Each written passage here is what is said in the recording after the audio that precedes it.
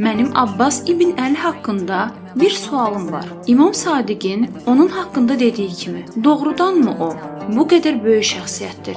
Əgər onun barəsində bilmədiyim başqa şeylər də varsa, zəhmət olmasa mənə deyin. Abbas İbni Əli əleyhissalam yalnız İmam Sadiq əleyhissalamın sözlərinə görə deyil, bütün Əhl-i Beytin sözlərinə görə yer üzündə yaşamış ən böyük insanlardan biridir. O Kərbəlada İmam Hüseyn əleyhissalamı müdafiə edərkən və Məhəmməd Peyğəmbərin sallallahu aleyhi və aleyh Əhl-i Beytindən olan susuz ailə üzvləri üçün su gətirməyə çalışarkən zalım Yezid lənətullahi aleyh tərəfindən hücuma məruz qalıb şəhid oldu. O şəhid olduqdan sonra İmam Hüseyn əleyhissalam Hüseynin beli qırıldı dedi.